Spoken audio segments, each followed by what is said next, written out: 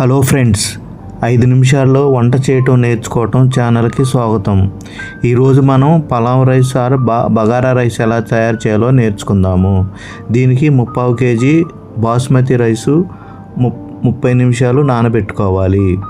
30 నిమిషాలు నానబెట్టుకున్న తర్వాత ఒక పాత్ర తీసుకొని అందులో 50 గ్రాములు ఆయిల్ వేయాలి.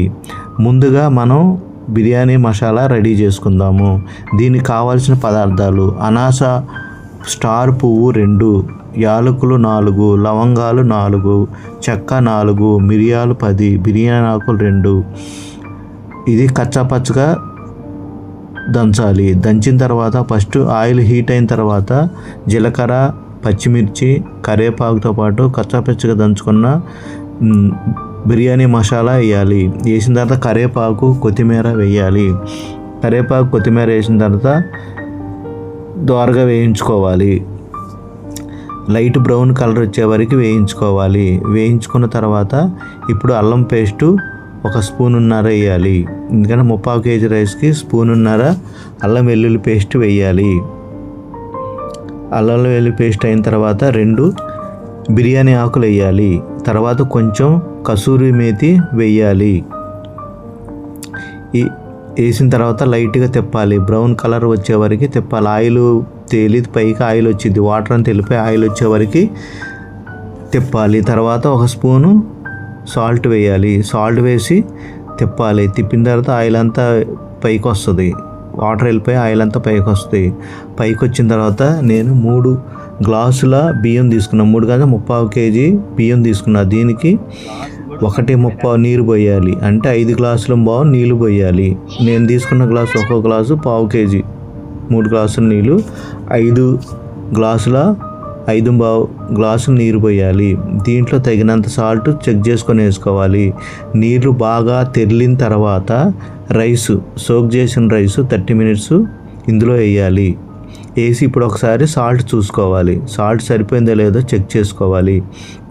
చెక్ చేసుకున్న తర్వాత ఫ్లేమ్ మంట ఫుల్లో పెట్టుకోవాలి. ఇప్పుడు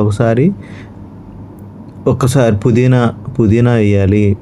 పుదీనా తర్వాత నెయ్యి మనకి చూసి 50 గ్రామ్స్ వేయాలి. ఎంత కావాలంటే అంత వేసుకోవాలి. మన టేస్ట్ తగ్గట్టు వేసుకోవాలి. వేసుకున్న తర్వాత స్టవ్ ఫుల్లో పెట్టాలి. ఫుల్లో పెట్టిన తర్వాత మూత వేయకూడదు. మూత వేయకుండా ఇట్లా బబుల్స్ లాగా వస్తాయి. అంటే లైట్ ఆయిల్ వాటర్ కనపడతాయి, మనకు బబుల్స్ హోల్స్ కనపడతాయి, ఆయిల్ కనపడతాయి. అప్పుడు పైన పుదీనా, కొత్తిమీర వేసి ఇప్పుడు మూత పెట్టుకోవాలి. సరిపోని నెయ్యి మనకి ఆప్షనల్, ఎంత కావాలంటే అంత వేసుకోవచ్చు. వేసుకున్న తర్వాత ఇప్పుడు మూత పెట్టాలి. ఇప్పుడు మూత పెట్టిన తర్వాత సిమ్లోనే పెట్టాలి. ఇప్పుడు వరకు మూత పెట్టకుండా ఫుల్ మంటలో పెట్టి హోల్స్ కనపడే వరకు, అంటే లైట్ నీళ్ళు ఉండే వరకు పెట్టి ఇప్పుడు సిమ్లో పెట్టాలి. సిమ్లో పెట్టిన ఒక 2-4 నిమిషాల తర్వాత ఉడుకుతుంది. ఉడికిన తర్వాత మనం గంటతో చెక్ చేసుకోవాలి. కింద అడుగు అంటుతుందో లేదని చెక్ చేసుకోవాలి. చెక్ చేసుకున్న తర్వాత స్టవ్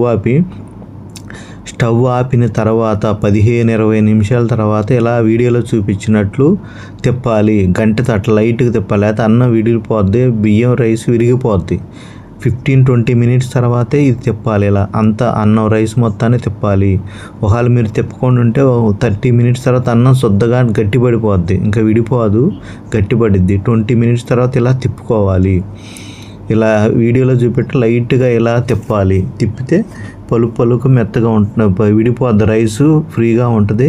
ఈవినింగ్ వరకు కూడా ఇలా ఫ్రీగానే మెత్తగా ఇలా ఫ్రీ అయిపోద్ది రైసు. ఇలా పెట్టేసి ఇలా తిప్పాలి. తిప్పిన తర్వాత ఇది చికెన్ కర్రీలోకి చాలా టేస్టీగా ఉంటుంది. మీరు కూడా ఒకసారి ట్రై చేయండి. ఈ వీడియో మీకు నచ్చితే లైక్, షేర్, సబ్స్క్రైబ్ చేయండి. Thank you watching for my video. ఇది బగారా రైస్లోకి లేదా పలావ్ రైస్లోకి బాగా టేస్టీగా ఉంటుంది. చికెన్ కర్రీ చేయటం విధానం కూడా మన ఛానల్లో ఉంది, చూడండి. Please share, subscribe, comment my channel. Okay, thank you.